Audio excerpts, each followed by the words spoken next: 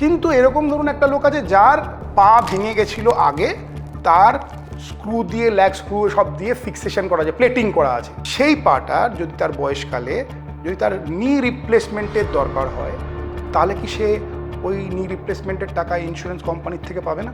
আপনি মেনশন করেছেন, সেই মেনশন করার পরও যদি ইন্স্যুরেন্স কোম্পানি সেই পলিসিটাকে অ্যাকসেপ্ট করে, তাহলে কিন্তু সেই ক্লেমটা দিতে বাধ্য। ক্যান্সারে কোন কোন ট্রিটমেন্ট হেলথ ইন্স্যুরেন্স কভার করে আর কোনগুলো করে না? যে আপনার ক্যান্সারটা পলিসি করার এতদিন বাদেই হয়েছে, ওকে নর্মাল কেসেই হয়েছে, পুরোটাই তারা কভার আপ করবে। আচ্ছা, আমার যদি কোনো হার্ট ডিজিজ থাকে, আমি ডিক্লেয়ার করি, যদি হার্ট অ্যাটাক হয়, স্টেন বসাতে হয় বা পেসমেকার বসাতে হয়, সেই সার্জারির ক্ষেত্রে কি আমি মেডিক্লেম পাবো? তো কেউ তো আর এখানে তো মানে দানছত্র করতে আসেনি যে আপনার ধরা পড়বে তারপরে সেই রোগটা নিয়ে আপনি আসবেন আমি দিয়ে দেবো।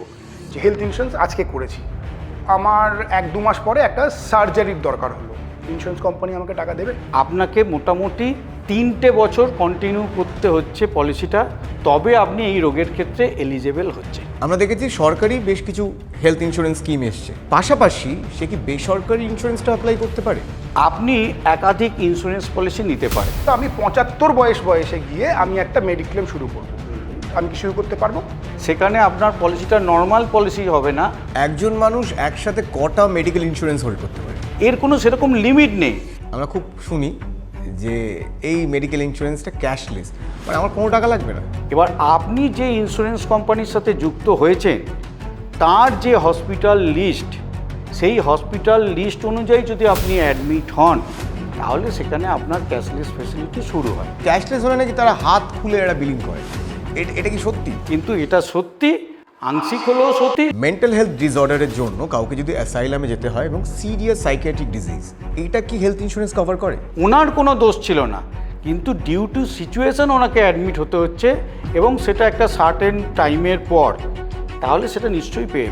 ধরুন কোনো একটা লোক গাড়ি চালাচ্ছে, সে মদ্যপ অবস্থায় গাড়ি চালাচ্ছে, তখন তার অ্যাক্সিডেন্ট হলো, কোন ক্ষেত্রে মেডিক্লেম সে অ্যাভেল করতে পারবে আর কোন ক্ষেত্রে ইন্স্যুরেন্স কোম্পানি তাকে টাকা দেবে?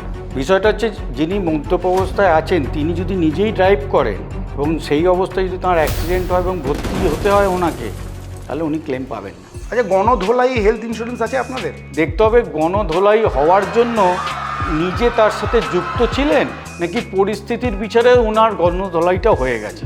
এরকম হয়, আমি এর আগে 2-3টে লোককে বোম মেরেছি, সেদিনকে বাজারে করে ফিরছিলাম।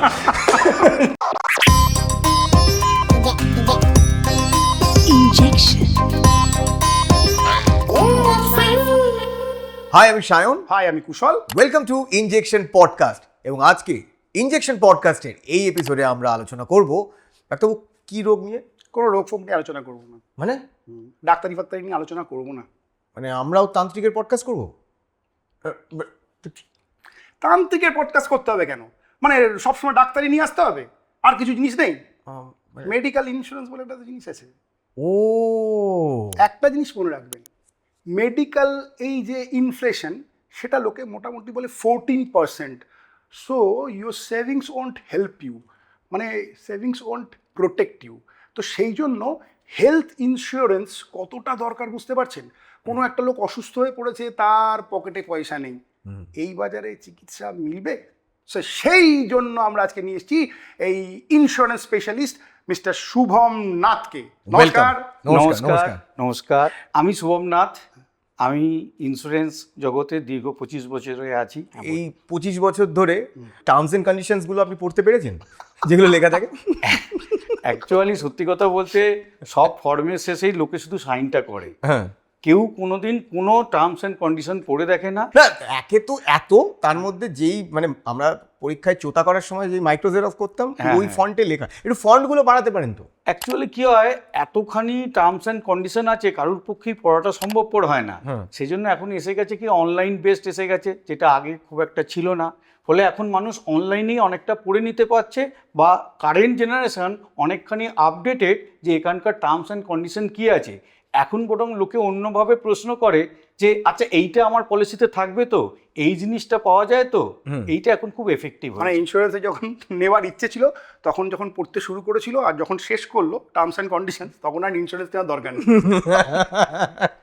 সবার আগে আপনি একটুখানি বুঝিয়ে বলুন life insurance health insurance and term insurance, এই তিনটে কি? অ্যাকচুয়ালি তিনটে আলাদা আলাদা একটু ধরন। তার মধ্যে লাইফ এবং টার্মটা হচ্ছে লাইফ সংক্রান্ত, মানে হচ্ছে আপনার থাকা এবং না থাকার উপরে ডিপেন্ড করছে আপনি কি পাবেন। লাইফ ইন্স্যুরেন্স হচ্ছে দুখানা অ্যাসপেক্ট নিয়ে চলে, একটা হচ্ছে লাইফ প্রোটেকশন, সাথে খানিকটা কিছুটা ওয়েলথ ক্রিয়েশন করছে। আর টার্ম ইন্স্যুরেন্সটা হচ্ছে পুরোপুরি ইন্স্যুরেন্স, এখানে কোনো রিটার্নের ব্যাপার নেই, পুরোটাই হচ্ছে আপনার লাইফ কভারেজের ওপরে একটা মিনিমাম সার্টেন প্রিমিয়াম দিচ্ছেন সার্টেন পিরিয়ড ধরে, তারপরে আপনি রিটার্ন যদি পাবেন তখনই। এটা শুধুমাত্র আপনার ফ্যামিলির জন্য, আপনি নিজে কখনো তার পাবেন না। রাইট, মানে যদি একটু সহজে বোঝাই, আপনি একটা লাইফ ইন্স্যুরেন্স করলেন, তারপরে একটা টাইমের পর একটা ম্যাচিওর্ড হয়, আপনি একটা টাকা পাবেন, তারপর তো লাইফ কভারেজ, অর্থাৎ যদি ডেথ হয়ে যায় যিনি ইন্স্যুরেন্স করেছেন তখন তার ফ্যামিলি একটা টাকা পাবে। কিন্তু টার্ম ইন্স্যুরেন্স হচ্ছে আপনি পটকে না গেলে কিন্তু টাকা পাবেন না, মানে আপনি ভোগ করবেন, আপনার ফ্যামিলি ভোগ করবে, তাই তো? এই দুটো হচ্ছে ডিফারেন্স। হ্যাঁ, এক্স্যাক্টলি। আর হেলথ ইন্স্যুরেন্স বা মেডিক্লেম এটা মোটামুটি এখন সমার্থক শব্দ, ঠিক আছে? মেডিক্লেম মানে হচ্ছে আপনার আপনার ডিজিজ হয়েছে, সেই জন্য আপনি ভর্তি হচ্ছেন। একটা জিনিস খুব মাথায় মনে রাখতে হবে, এই সামান্য জ্বর জ্বালা বা ডাক্তারের কাছে গেলাম এর জন্য কিন্তু মেডিক্লেম কভার করে না। মেডিক্লেমের ফার্স্ট এবং প্রথম কন্ডিশন হচ্ছে আপনাকে মিনিমাম 24 আওয়ার্সের জন্য অ্যাডমিট হতে হবে এবং সেটা ডাক্তারের রেকমেন্ডেশন থাকতে হবে। কিন্তু কিছু কিছু এখন মডার্ন ট্রিটমেন্ট অনেক অ্যাডভান্স হয়েছে, তার জন্য কি হয়েছে, আপনার কিছু কিছু রোগের ক্ষেত্রে আপনাকে 24 ঘন্টা থাকতে হয় না, সেটাকে বলে ডে কেয়ার। এখন এই ডে কেয়ারের জন্য মেডিক্লেম ইন্স্যুরেন্সটা কভার আপ করছে। কোন বয়স থেকে মেডিক্লেম শুরু করতে পারি? কোন বয়স, সবচেয়ে ছোট কোন বয়স থেকে শুরু করতে পারি?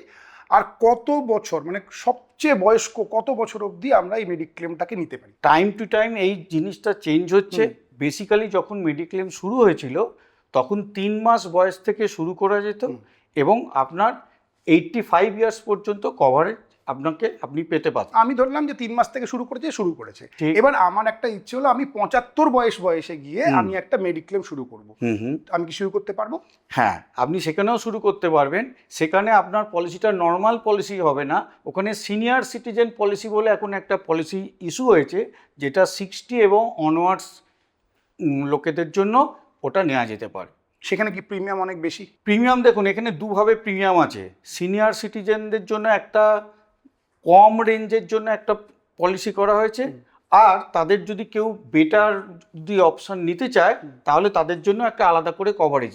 বিভিন্ন সরকারি এবং বেসরকারি অনেক রকমের স্কিম এনেছে, তাতে এমনি যারা খুব বেশি প্রিমিয়াম দিতে পারবে না তার জন্য নমিনাল অ্যামাউন্টে রেখেছে, যারা হায়ার প্রিমিয়াম দিতে পারবে তাদের জন্য হায়ার প্রিমিয়াম রেখেছে। আমরা দেখেছি সরকারি বেশ কিছু হেলথ ইন্স্যুরেন্স স্কিম এসছে।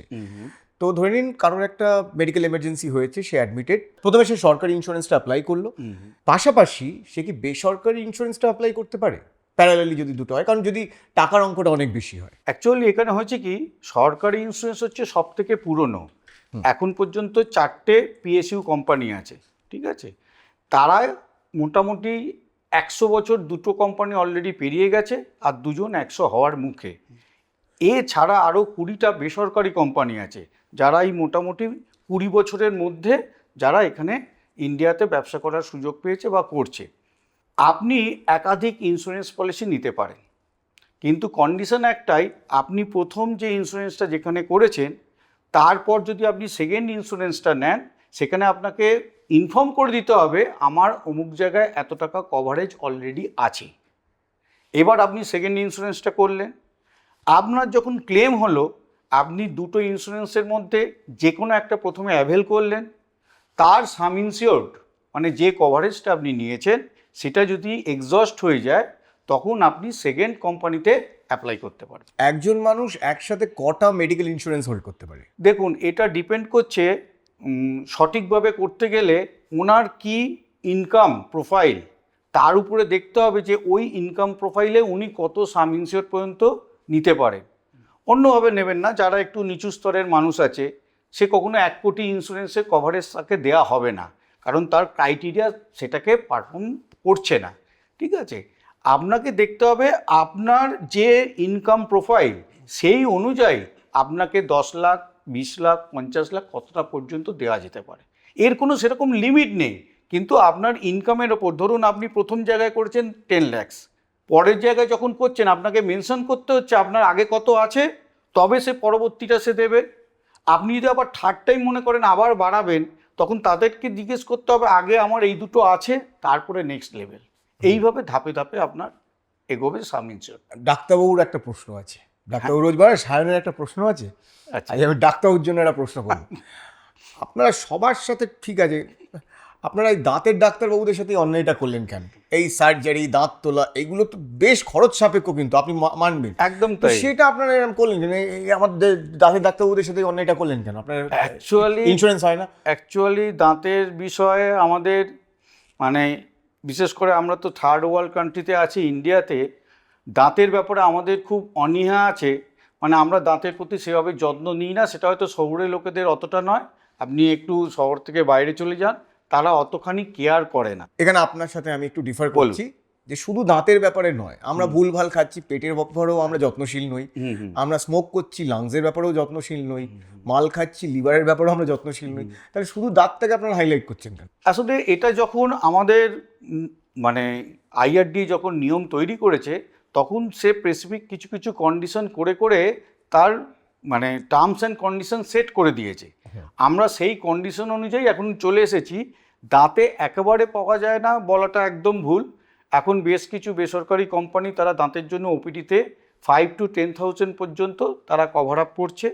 এছাড়া আপনি দাঁতের সেই ক্ষেত্রেই পাবেন যদি কোনো অ্যাক্সিডেন্টের ফলে আপনার দাঁতের কোনো ইনজুরি হয় এবং সেটাকে যদি কেয়ার আপ করার জন্য আপনাকে যদি দাঁতের কোনো অপারেশন করতে হয়, সেক্ষেত্রে পুরোটাই আপনি পেয়ে যাবেন। যেখানে সবচেয়ে দুঃখের ব্যাপার হলো যেটা উনি এক্ষুনি বললেন যে কোনো ট্রমা কেস, মানে কোনো অ্যাক্সিডেন্ট হয়েছে বা কোনো এরকম আঘাতজনিত কারণে অপারেশন করতে হয়েছে ডেন্টাল, সেক্ষেত্রে যেরকম বলছেন উনি পাওয়া যায়। কিন্তু সবচেয়ে দুঃখের ব্যাপার অনেক বড় বড় টিউমার, অনেক বড় বড় এরকম লিশন আছে যেখানে ধরুন চোয়াল কেটেই বাদ চলে যাচ্ছে, অথবা চোয়াল কেটে বাদ যাচ্ছে না কিন্তু তার বিশাল বড় একটা সিস্ট আছে, বড় একটা টিউমার আছে। সেই সার্জারির সময়ও যদি দাঁত মেনশন করা হয় সেক্ষেত্রে ইন্স্যুরেন্স পাওয়া যায় না। সেক্ষেত্রে শুধুমাত্রই লিখতে হবে যে আমি ওই সিস্টটা অথবা টিউমারটাকে রিমুভ করেছি। একটু ওনার কথাটাকেই আমি মানে আরেকবার উল্লেখ করে বলতে চাই। উনি যেটা বললেন যে আমরা অনেক কিছুই ভেতরে মানে ইনজেক্ট করি যেটা আমাদের শরীরে পেটের সমস্যা বা হার্টের সমস্যা হতে পারে, সেগুলো আমরা ইনজেক্ট করি বলে দাঁতের ক্ষেত্রে কিছু ইনজেক্ট করা হয় না, কারণ দাঁত হচ্ছে অবহেলার কারণে হয়। আপনি আলাদা করে কি করতে পারেন, কেউ গুটখা পান মশলা খায়, সেখান থেকে তার হয়তো ক্যান্সার হতে পারে, কিন্তু সেটা ছাড়া ম্যাক্সিমাম এই চেতনাটা এসেছে যে আমি আমার দাঁতের সঠিক প্রোটেকশন নিইনি, নট দাঁতকে আমি কোনো কিছু আলাদা করে ইনজেক্ট করাচ্ছি। কিন্তু শরীরের ক্ষেত্রে কেউ স্মোক করছে, কেউ ড্রিঙ্ক করছে, সে আলাদা করে বাইরে থেকে কিছু জিনিস ইনপুট করছে, তার ক্ষেত্রে সেই জন্য তার কোনো কিছু প্রবলেম অ্যারাইজ করছে। কিন্তু স্যার দ্বিতীয়টা তো বেশি হার্মফুল, এক যত্ন না নেওয়া আর জোর করে অযত্ন করা। মানে আমি বুঝতে পারছি কি বলছি, একটা হচ্ছে অবহেলা আর একটা হচ্ছে ক্ষতি করা। তো দ্বিতীয়টা তো বেশি হার্মফুল, যে এটা তো আমি অবহেলা করছি। অবহেলা আমরা শরীরের ব্যাপারে সবাই করি, ধরে নিন এক্সারসাইজ করি না, ওটা একটা অবহেলা। একদম এক্সারসাইজ করি না এবং তার সাথে মদ এবং খাসির মাংস, বাজে বাজে খাবার খাচ্ছি, সেটা অবহেলা এবং অযত্ন দুটো একসাথে। আসলে দাঁতের সেক্টরটা এখনো ইন্ডিয়ান মানে সমাজ ব্যবস্থায় এখনো সেভাবে হাইলাইটেড হয়নি, বা তা থেকে খুব বিরাট কোনো অসুখ হয়ে যাওয়ার মতো এখনো সেই প্রবাবিলিটি দেখা যায়নি। হতে পারে আগামী দিনে। ভুল, মানে দাঁত থেকে সব দেহের ম্যাক্সিমাম রোগ মুখ থেকে হয়। আমি বলতে চাইছি পার্টিকুলার দাঁতের জন্য কতগুলো লোকের অপারেশন হয়েছে তার তুলনায় অন্য হার্ট বা আপনার পেটের সমস্যার পরিমাণটা কিন্তু সেই রেশিওতে কম আছে। মানে এখানে একটা জিনিস বলি যে দাঁতে অবহেলা করবেন না, আর ইন্স্যুরেন্স কোম্পানিদের বলি যে ডেন্টাল সার্জনদের অবহেলিত করবেন না, মানে ইন্স্যুরেন্সটা দেওয়ার চেষ্টা করুন। কেননা দাঁত থেকে শরীরের মারণ রোগ, মানে যে কারণে কোনো একটা লোক মরে যেতে পারে, তার কারণ কখনো মুখ হতে পারে, মাড়ির রোগ হতে পারে, কখনো এটা ভেবে দেখেছেন? এক্স্যাক্টলি সেই জন্যই বিদেশে, মানে ফার্স্ট ওয়ার্ল্ড কান্ট্রি যেটা বলি, আমার উচিত নয় এই ফার্স্ট ওয়ার্ল্ড কান্ট্রি এই কথাটা বলা, আমার একদমই পছন্দের নয়। তো এই বিদেশের যে কতগুলো দেশ আছে যেখানে দাঁতের চিকিৎসা অত্যন্ত এক্সপেন্সিভ, মানে আমরা স্বপ্নেও চিন্তা করতে পারি না যে এত টাকা লাগে, তো সেই ইন্স্যুরেন্স কিন্তু তারা পায়। এই এপিসোডটা হওয়ার পর নিশ্চয়ই আরও মানুষের মধ্যে এই সচেতনতা বাড়বে এবং এই জিনিসগুলো IRDA বা ইন্স্যুরেন্স কোম্পানিগুলোর কাছে পৌঁছবে এবং তারা এই জিনিসটা নিয়ে নিশ্চয়ই আপনার মুখে চপ কাটলেট বেগুনি পড়ুক পড়ুক পড়ুক পড়ুক বড়ুক। অবশ্যই সচেতন হবে এবং এই বিষয়ে ভালো একটা ইম্প্যাক্ট আসবে বলে আমি মনে করি। আপনার মুখে চপ কাটলেট বেগুনি যেটা স্যার বললেন ওটা পড়ুক, এবং আপনার রান্নাঘরটাকে আমরা ইনশিওর করবো এবার। ওকে, হ্যাঁ, আপনার খাবার দাবার, আপনার সুস্বাস্থ্য, আপনার ভালো রসনা তৃপ্তি, এই সমস্ত কিছু আমরা ইনশিওর করবো এবার। আপনার জন্য রয়েছে আমাদের গিফট পার্টনার শালিমারের তরফ থেকে গিফট হ্যাম্পার। এখানে একদম দুর্দান্ত রান্নাবান্না করার সমস্ত সামগ্রী রয়েছে এবং তার সাথে রয়েছে মেরা প্যার শালিমার। ওকে, থ্যাংক ইউ। এইবার আসি একদম বেসিকে, যেটা নিয়ে আমাদের সবার অ্যাওয়ারনেস আছে আবার নেই। হেলথ ইন্স্যুরেন্স আমরা কেন করব? অ্যাকচুয়ালি 15 বছর আগেও কিন্তু মানুষের মধ্যে এত হেলথ ইন্স্যুরেন্স নিয়ে সচেতনতা ছিল না। কারণ অনেকেই মনে হতো ও হেলথ ইন্স্যুরেন্স করলে কিছু পাওয়া যায় না, নানান কারণ দেখিয়ে আপনার এই রোগ আছে ওই রোগ আছে, পাওয়া যায় না। মানুষের মধ্যে সেই সচেতনতা ঠিকভাবে ছিল না এবং আমাদের সেইভাবে অ্যাডভার্টাইজমেন্টও ছিল না বা প্রচার ছিল না যে যেখানে মানুষকে বোঝানো কেন তোমার করা উচিত। কেন করা উচিত আমি একটা উদাহরণ দিয়ে আপনাকে বলি। ধরুন আজকে আমার কিছু রোগ নেই, আমি আজকে এখন সুস্থ, তো আমার আজকে একটা যদি আমি 10 লাখ টাকার একটা আমি প্রিমিয়াম বা পলিসি করতে চাই, হেলথ ইন্স্যুরেন্স নিতে চাই, আমার মোটামুটি 12 থেকে 15,000 টাকা আমার প্রিমিয়াম আসবে বছরে। এবার আমি মনে করছি আমি সুস্থ, আগামী 20 বছর আমার কিছু হবে না। তা 10 থেকে 15,000 যদি আপনার ইয়ারলি হয়, 20 বছরে আপনার মোটামুটি আপনি 2 লাখ 2.5 লাখ এরকম মোটামুটি, কারণ এই যে সাথে সাথে একটু প্রিমিয়াম বাড়বে, আমি ওভারঅল মিশিয়ে একটা মোটামুটি বলছি 2.5 লাখ 3 লাখ টাকা আপনি দিলেন। কিন্তু আপনি কি আজকে গ্যারান্টি দিয়ে বলতে পারবেন যে এই 20 বছরের মধ্যে আপনার একদিনও কোনো কিছু রোগ হবে না? আচ্ছা, রোগ ছেড়ে দিন, অ্যাক্সিডেন্টও তো হতে পারে। আপনার এমন একটা অ্যাক্সিডেন্ট হয়ে গেল, আপনি জানতেন না, অফিস থেকে ফিরছিলেন, আপনার অ্যাক্সিডেন্ট হলো, আপনি অ্যাডমিট হলেন, দেখা গেল 8 লক্ষ টাকা বিল হয়েছে। আপনি কিভাবে এটা মেকআপ করবেন? হয় আপনাকে আপনার FD ভাঙাতে হবে, না হলে আপনাকে কোনো জায়গা থেকে লোন করতে হবে, বা মানে সংসারটার ওপরে একটা প্রচণ্ড বার্ডেন এসে গেল। তা আমি যদি আগামী 20 বছরের জন্য একটা 2.5 থেকে 3 লক্ষ টাকার, যদি এটা তো পিরিয়ডিক, নট আমাকে অ্যাট এ টাইম দিতে হচ্ছে, তা পিরিয়ডিক যদি এই টাকাটা দিয়ে আমার যদি একটা 10 লক্ষ টাকার পলিসি হয়, কি ক্ষতি? আরও ছোট করে যদি আপনাকে ভাবি, মানে বলি যে 12,000 মানে মাসে 1,000 টাকা করে, আপনি আপনার মাসের ইনকামের একটা 1,000 টাকা এক্সপেন্স করছেন বা আপনি সিকিউর করছেন আপনার 10 লক্ষ টাকা একটা ক্লেমের জন্য। আজকালকার দিনে 1,000 টাকাটা কোনো ব্যাপারই নয়। আমরা যে কোনো রেস্টুরেন্টে খেতে গেলেই আমাদের 1,000 টাকা কেন 2-3 হাজার টাকা বিল হয়ে যায়। তাহলে মাসে যদি আমার রেস্টুরেন্টের খরচা বা অন্য কিছু থেকে কাট আপ করে আমি তো 1,000 টাকা একটা সেভিংস করতে পারি, তাহলে কিন্তু আমার একটা 10 লক্ষ টাকার পলিসি হয়ে যায়। একজন পড়াশোনা করছে, চাকরিতে জয়েন করছে, তারপর বাকি ফ্যামিলি প্ল্যানিং সে বড় হবে। ওকে, তো কোন বয়সে একজন আর্ন করা শুরু করার পর হেলথ ইন্স্যুরেন্স করলে ভালো? দেখুন মোটামুটি আমাদের সবাই মোটামুটি 25 থেকে 30 বছরের মধ্যে মোটামুটি একটা স্টেবল পজিশনে পৌঁছে যায়, সে ব্যবসা করুক বা চাকরি করুক যে কোনো জায়গায়। তাহলে সে চাকরিতে জয়েন করলে বা ব্যবসাটা করলে সে কিন্তু তার হেলথ ইন্স্যুরেন্স শুরু করতে পারে। এবার সে যেরকম হেলথ ইন্স্যুরেন্স করছে, আবার তার মানে বিয়ে থা হলে ওয়াইফকে অ্যাড করে নিলে, তারপরে তার যদি সন্তান হয় তাকেও অ্যাড করে নিল। এবার যখন তার বয়স 25 হয়নি, ধরুন বয়স হচ্ছে 16 বা 18 বা 20, তখন কিন্তু তার ইন্স্যুরেন্সটা তার বাবার সাথে কভার আপ আছে। কারণ কার কখন ক্লেম হবে বা কার কখন প্রবলেম আসবে আমরা কেউই জানি না। সেটা 3 মাসে হতে পারে, 3 বছরে, 10 বছর, 15, 50, যে কোনো সময় হতে পারে। কভারেজ কিন্তু সকলেরই রাখা উচিত, কারণ মেডিক্লেম এখন আর ওই মানে এসেনশিয়াল হয়ে গেছে মানুষের কাছে।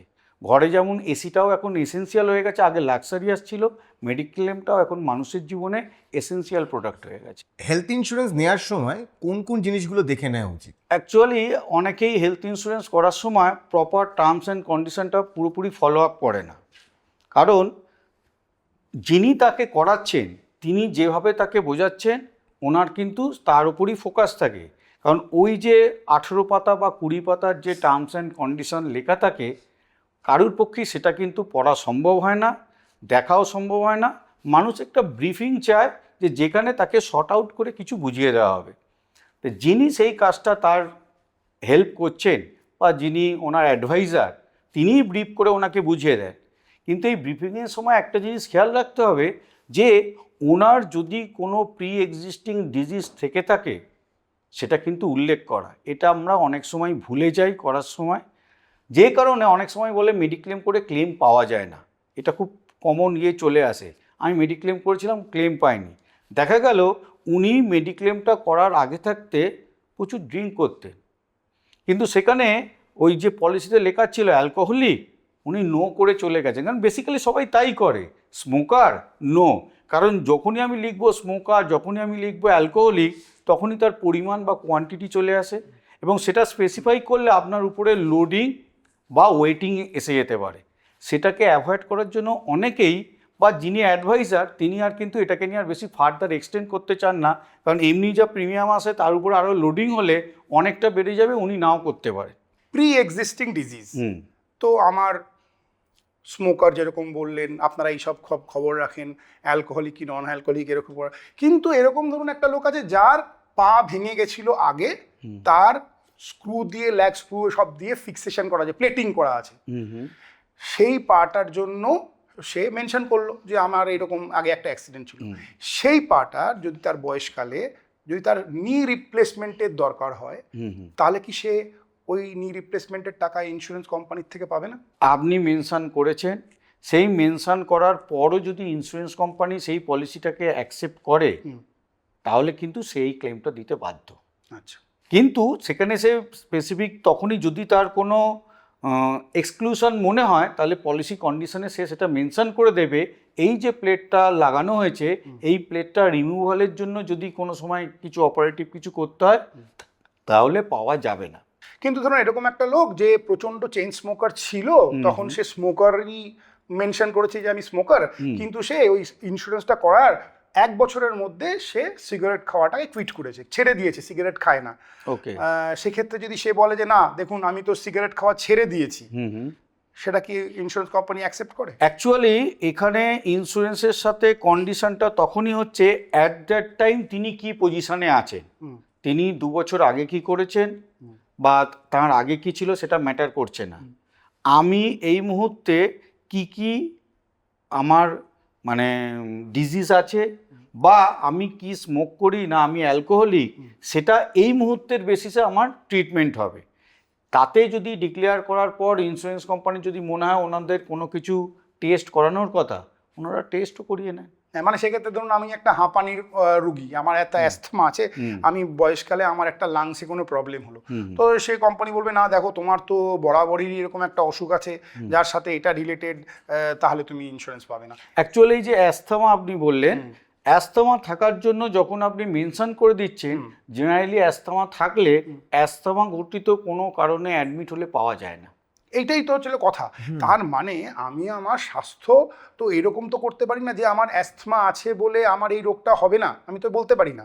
আর যদি হয় তাহলে তো সে শরীরেরই রোগ, তাহলে আমি কেন আমার ওই হেলথ ইন্স্যুরেন্সটাকে অ্যাভেল করতে পারবো না? না, অ্যাকচুয়ালি যেখানে আমি আগে থেকে নিজেই স্বীকার করে নিয়েছি যে হ্যাঁ এই রোগটা আমার আছে।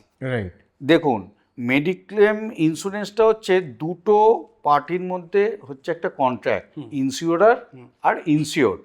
সেখানে আপনি ডিক্লেয়ার করছেন আপনার কি কি সমস্যা আছে, আর যিনি নেবেন তিনি দেখে নিচ্ছেন এনাকে নেওয়া আমার উচিত কি উচিত না, বা এনার যা যা জিনিস আছে সেগুলো আমার পক্ষে পরবর্তীকালে কোনো ক্লেমের জায়গায় যাচ্ছে কি না। আজকে যে জিনিসটা আমি নেই সেটা তো আমি জানি না, তার জন্যই কিন্তু মেডিক্লেম ইন্স্যুরেন্সটা এসেছে যে আজকে আমি সুস্থ, আজকে আমার কোনো সমস্যা নেই, আমি মেডিক্লেম করা শুরু করলাম। তারা কিন্তু চায় নিরোগ। এবার আপনি বলবেন যে সবাইকে আজকের দিনে নিরোগ, সেটা আলাদা প্রশ্ন, কিন্তু মেডিক্লেমের কন্ডিশন হচ্ছে আমি আজকের দিনে সুস্থ, আমি ইন ফিউচার আমার কিছু কিছু সমস্যা আসতে পারে, তার জন্য আমি একটা কন্ডিশনে যাচ্ছি যে ইন ফিউচার যদি আমার এই সমস্যা আসে তাহলে কিন্তু তুমি পুরোটা পে করতে বাধ্য থাকবে। কিন্তু এই কন্ট্রাক্টটা হওয়ার সময় আমার যদি কিছু প্রবলেম থেকে থাকে, সেটা অ্যাস্থমা হতে পারে, সুগার হতে পারে, ডায়াবেটিস হতে পারে, কোলেস্ট্রল হতে পারে, নেব কি নেব না ডিক্লেয়ার করার পর সম্পূর্ণ অধিকার কিন্তু ইন্স্যুরেন্স কোম্পানির আছে। তার মানে আমার এই যদি অসুখগুলো হয় তাহলে খুব মুশকিল, কিন্তু মানে আমার এই অসুখগুলো বলে দেওয়ার পরেও তারপরে আমি একটা বড় প্রিমিয়াম দিয়ে যাচ্ছি, তারপরে বললো বাবা তোমার তো এইসব আছে, তাহলে প্রিমিয়ামও গেল, আমার সবই গেল। এই ক্ষেত্রে আপনাকে আর একটু ব্রিফিং করে বলে দিই, রোগ থাকলেই নেওয়া হবে না এরকম ব্যাপারটা নয়, রোগের পরিমাপের উপর নির্ভর করে।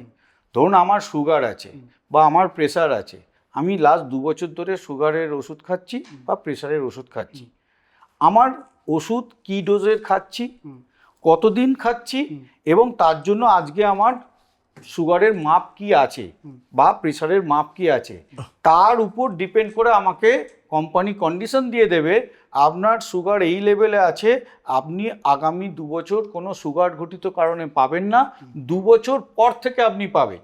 আচ্ছা, আমার যদি কোনো হার্ট ডিজিজ থাকে, আমি ডিক্লেয়ার করি, যদি হার্ট অ্যাটাক হয়, স্টেন বসাতে হয় বা পেসমেকার বসাতে হয়, সেই সার্জারির ক্ষেত্রে কি আমি মেডিক্লেম পাবো? যদি তারা পলিসিটাকে অ্যাকসেপ্ট করে নেয়, আপনার কি ধরনের হার্টের কন্ডিশন তারা ইসিজি করতে পারে, ইকো করতে পারে, নেওয়ার আগে তারা তাদের পলিক্লিনিক থেকে তারা টেস্ট করিয়ে নেবে, নিয়ে যদি তারা দেখে যে আপনার হার্টের যা কন্ডিশন খুব হার্মফুল কিছু নেই, যদি তারা পলিসিটা অ্যাকসেপ্ট করে এবং কোনো এক্সক্লুশন না দেয়, তাহলে আপনি পরবর্তীকালে হার্টের থেকে যে কোনো ক্লেমের ক্ষেত্রে আপনার অ্যাপ্লিকেবল হবে। আমরা এতক্ষণ আলোচনা করলাম যারা প্রি এক্সিস্টিং ডিজিজ বলে দিয়েছে, ডিক্লেয়ার করেছে। এবার আসি যারা বলছে না, মানে ইচ্ছে করে বলছে না, আর যারা জানেই না যে আমার এই রোগটা আছে, কোন ডায়াবেটিস, আমি জানি না যে আমার ডায়াবেটিস আছে, আমি একটা ইন্স্যুরেন্স করালাম, তারপরে ধরুন 6 মাস বাদে আমার কিছু অসুস্থতার জন্য আমি ডাক্তার দেখাতে গেলাম, সে ব্লাড টেস্ট করতে দিল, বেরোলো হ্যাঁ আমার ব্লাড সুগার আছে। এই দুটো ক্ষেত্রে ইন্স্যুরেন্স কোম্পানি কিরকম ভাবে তাকে ক্লেম দেবে? বিষয়টা হচ্ছে যিনি জানেন না বা অনেকে জেনেও হয়তো বলল না, দুটো ক্ষেত্র হতে পারে। প্রথমে বলি যিনি জানেন না, যিনি জানেন না তার হতেই পারে পলিসিটা নেওয়ার 2-3 মাসের মধ্যে তার কোনো প্রবলেম অ্যারাইজ হয়েছে, উনি টেস্ট করিয়েছেন, দেখা গেল ওনার সুগার এসেছে বা প্রেশার এসেছে। তো সুগার প্রেশার এলে তার মানে এতদিন ওনার সুগার বা প্রেশার ছিল না, তিনি পলিসিটা করার কিছুদিন বাদে ফিল করেছেন, ডাক্তার দেখিয়েছেন, ওষুধ খাচ্ছেন। যদি ওনার পলিসিটা করার 6 মাস বা 1 বছরের মধ্যেই কোনো বড় হার্ট প্রবলেম বা অন্য আদার্স প্রবলেম যেটা ওনার অলরেডি ধরা পড়েছে যদি অ্যারাইজ করে, তখন ইন্সপেকশন হবে, উনি ফার্স্ট কবে দেখলেন, বা ওনার ট্রিটিং ডাক্তারকে এই ইন্স্যুরেন্স কোম্পানি থেকে চিঠি যাবে আপনি ওনাকে কতদিন ধরে দেখছেন, আপনি এই ডোজের ওষুধটা দিলেন কেন। কারণ আপনাকে বুঝতে হবে যে যখন উনি ডাক্তারের কাছে গেলেন তখন কিন্তু ওনাকে পুরো সত্যি কথা বলতে হবে। উনি যদি ডাক্তারের কাছেও সাপ্রেস করেন তাহলে আমাদের কিছু করার নেই, কিন্তু উনি যদি বলেন আমি প্রথম এইগুলো ফিল করছি, আর ডাক্তারও সেখানে লিখে দিলে যে ফার্স্ট টাইম ওনার এই সমস্যা ধরা পড়েছে, তাহলে কিন্তু কোনো সমস্যা নেই। তাহলে কিন্তু ইন্স্যুরেন্স কোম্পানি মনে করে যে উনি সত্যিই জানতেন না, কিন্তু আমি ডাক্তারের কাছে গিয়ে হয়তো বলেছি আমি খাচ্ছি এতদিন ধরে, 2 বছর ধরে আমি মেডিসিন নিই, ডাক্তার যদি প্রেসক্রিপশানে মেনশন করে দেয় এবং সেটা যদি দেখা যায় পলিসি নেওয়ার আগে থাকতে ওনার কোনো মেডিসিন চলতো বা উনি বলতে ভুলে গেছেন, এখানে ডাক্তারের প্রেসক্রিপশান বা ডাক্তারের কেস হিস্ট্রিটা ভীষণ ইম্পর্টেন্ট। তার রেকমেন্ডেশনের ওপরই কিন্তু নির্ভর করছে এই সমস্ত ক্ষেত্রে ক্লেমটা পেয়েবেল হবে কি হবে না। সুতরাং আগে থেকে আপনারা ওই যে ছোটো ছোটো খুদি খুদি লেখা যেগুলো পড়তে পারছেন না, সেগুলো আপনাদের যারা ইন্স্যুরেন্সকে করাতে এসছে তাদেরকে একটু জিজ্ঞেস করে নিন, নইলে কিন্তু হাতে হ্যারিকেন একদম। কোন কোন ক্যান্সার বা ক্যান্সারের কোন কোন ট্রিটমেন্ট হেলথ ইন্স্যুরেন্স কভার করে আর কোনগুলো করে না? দেখুন, ক্যান্সারের 2 রকম পলিসি এখানে মেডিক্লেমের সাথে আছে। এক হচ্ছে আপনার ধরুন মেডিক্লেমটা চলছে আজকে 2 বছর 3 বছর 4 বছর চলছে, এই সময় আপনার ক্যান্সার অ্যারাইজ করেছে, আপনি ক্যান্সারের ট্রিটমেন্ট করাচ্ছেন, আপনার কিন্তু ওরা ডাক্তারের রিপোর্ট দেখে ওরা শিওর হলো যে আপনার ক্যান্সারটা পলিসি করার এতদিন বাদেই হয়েছে, ওকে নর্মাল কেসেই হয়েছে, তাহলে তার যা যা আপনার মানে এক্সপেন্সেস তার সাম ইনসিওর পর্যন্ত আপ টু সাম ইনসিওর পুরোটাই তারা কভার আপ করবে। আর একটা হচ্ছে শুধু ক্যান্সারের অ্যাড অন কভার বলে একটা আছে, যেটাকে ক্যান্সার বেনিফিট বলে। এটাকে বলে একটা অ্যাড অন কভার। যদি আলাদা করে কেউ এই ক্যান্সারের অ্যাড অন কভারটা নিয়ে থাকে, সেক্ষেত্রে যেমন যেমন এক্সপেন্স হচ্ছে সেরকম এক্সপেন্সের ওপর সেটা ডিপেন্ড করে না। ধরুন আপনার ধরা পড়লো আপনার ক্যান্সার হয়েছে, সে ফার্স্ট, সেকেন্ড, ফোর্থ যে কোনো স্টেজই হতে পারে, তাহলে আপনার ওই ক্যান্সারের জন্য যতটুকু সাম ইনসিওর নেওয়া হয়েছে অ্যাডহক সেটা দিয়ে দেওয়া হবে। আচ্ছা, এটা ট্রিটমেন্টের ওপরে টাইম টু টাইম নির্ভর করছে না, যেমন যেমন পেমেন্ট হচ্ছে তেমন তেমন ক্লেম দেওয়ার, ওটা হচ্ছে বেসিক কন্ডিশন। আর এই অ্যাড অন কভার বা রাইডার নিলে আপনি ক্যান্সার ধরা পড়লেই যে সাম ইনসিওরটা নেওয়া হয়েছে সেটা তখনই তাকে পেমেন্ট করে দেওয়া হবে। আমি চাকরি করি, আমার একটা কর্পোরেট ইন্স্যুরেন্স রয়েছে, তারপরেও কি আমি একটা হেলথ ইন্স্যুরেন্স করব? আমার মতে অবশ্যই নেওয়া উচিত, কারণ আপনি চাকরি করছেন, হয়তো ভবিষ্যতেও করবেন। এমনও হতে পারে আপনি চাকরি যেখানে করছেন সেখান থেকে আপনি আবার অন্য কোম্পানিতে শিফট করছেন, এবং সেটা শিফট করতে গিয়ে আপনার হয়তো মাঝখানে কোনো একটা গ্যাপ পড়ে গেল 1 মাস 6 মাস বা কিছুতেই, তাহলে সেই সময়টুকু কিন্তু আপনি আনইনসিওর্ড অবস্থায় থাকছেন। সেই জন্য, বা আপনি চাকরি করছেন না, আপনি একটা বিজনেস শুরু করছেন নিজস্ব, ঠিক। তাহলে সেখানেও আপনি আর কোম্পানির কভারেজটা পাচ্ছেন না।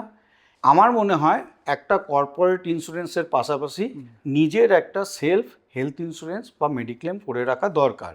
কারণ কোনো সময় যদি আপনি কর্পোরেট থেকে বেরিয়ে যান, তাহলে আপনার ইন্স্যুরেন্সটা যাতে ইন্টারাপ্টেড না হয়। কারণ এখানে একটা সামান্য একটা গ্যাপের ব্যাপার থাকে।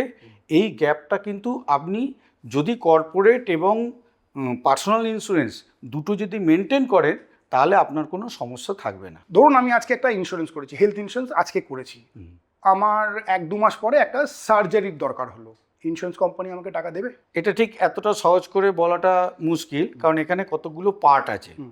কি পার্ট আছে? আপনি একটা ইন্স্যুরেন্স যখনই করছেন, হেলথ ইন্স্যুরেন্স, আপনার ডে 1 থেকে কভারটা আপনি শুধু পাবেন অ্যাক্সিডেন্টাল পারপাস।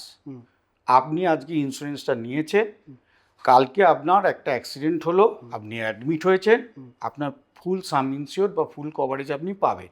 কিছু কিছু রোগের ক্ষেত্রে আপনার 1 মাস ওয়েটিং থাকে, 30 ডেজ। কি কি সেগুলো?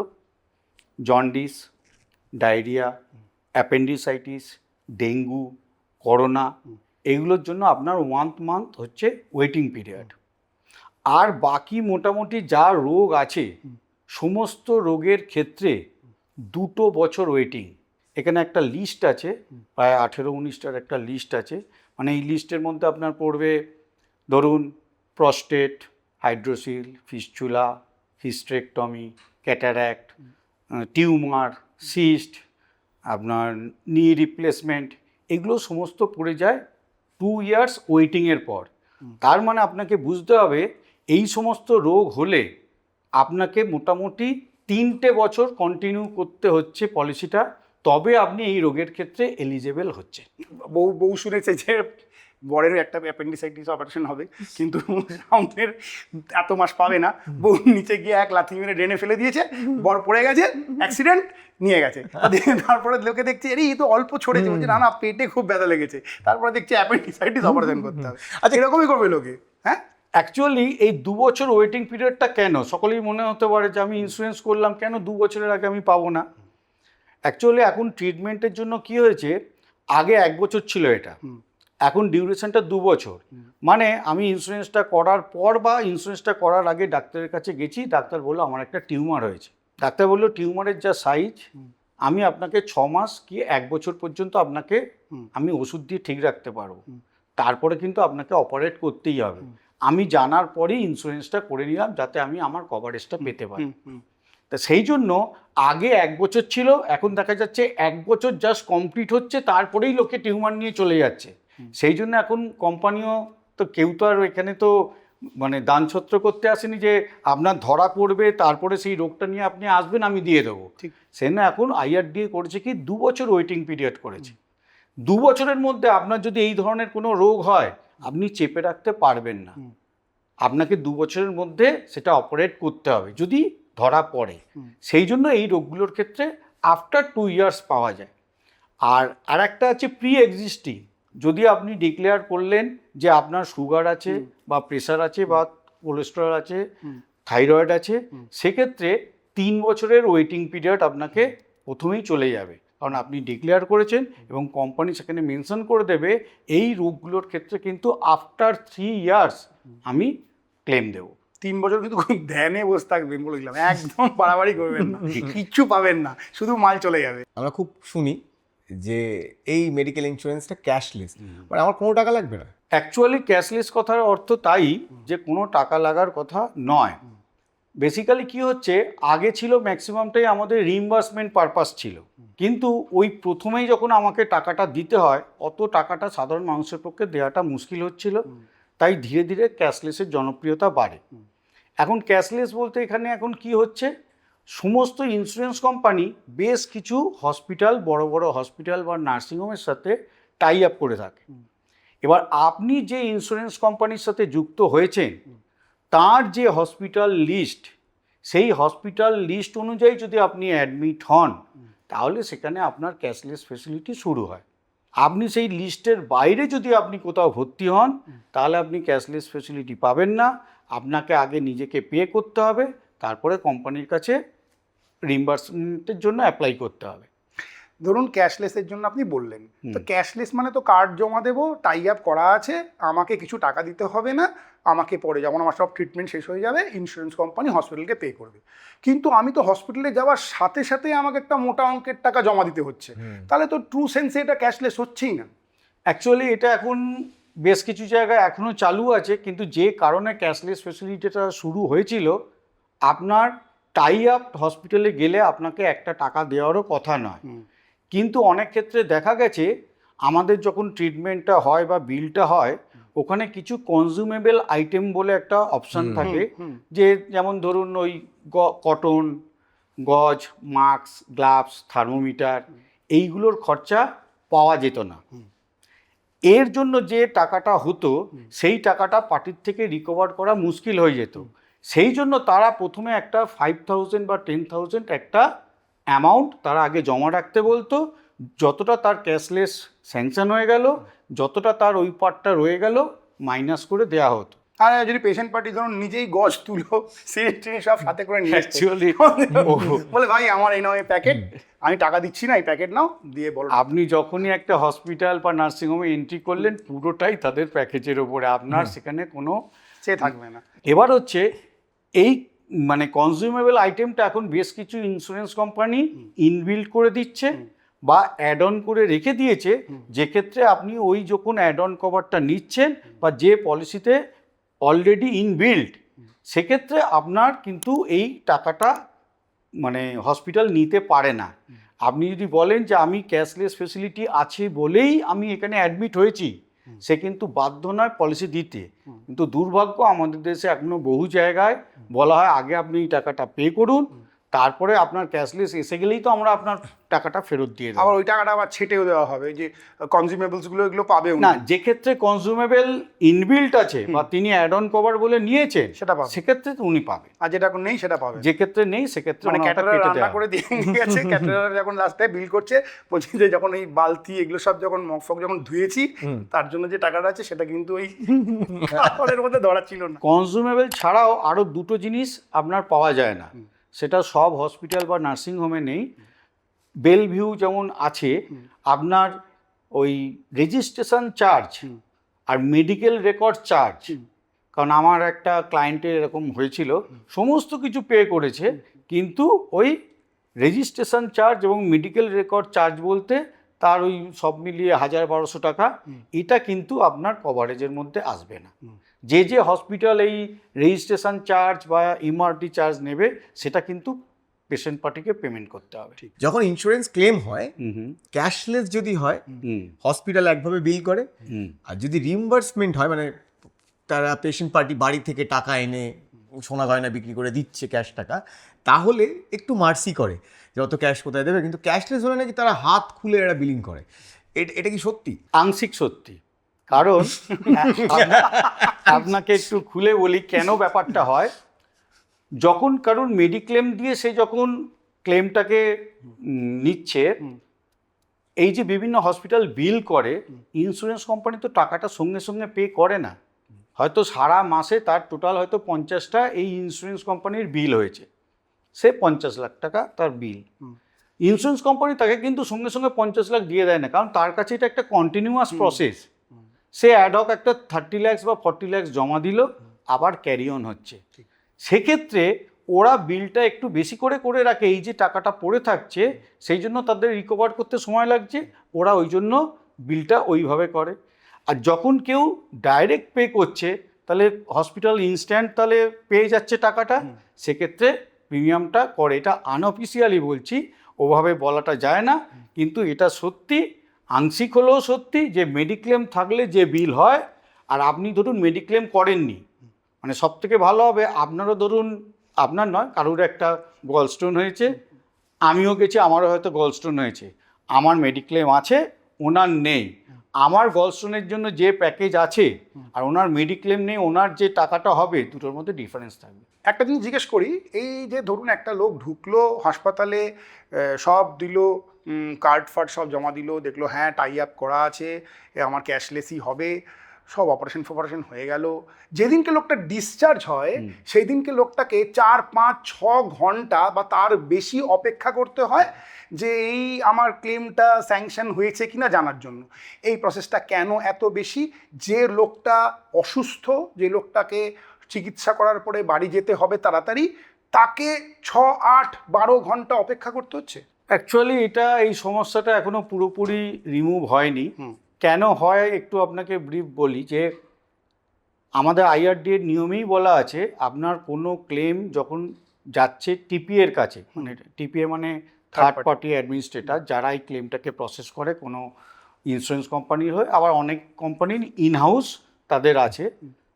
এবার ধরুন ভারতবর্ষের বিভিন্ন জায়গা থেকেই তো ক্লেম হচ্ছে বা আসছে। আমি যখন কলকাতা জুরিসডিকশন বলছি, আমার তো একটা ক্লেম বা দুটো ক্লেম আসছে না, হতেই পারে একাধিক ক্লেম এসেছে।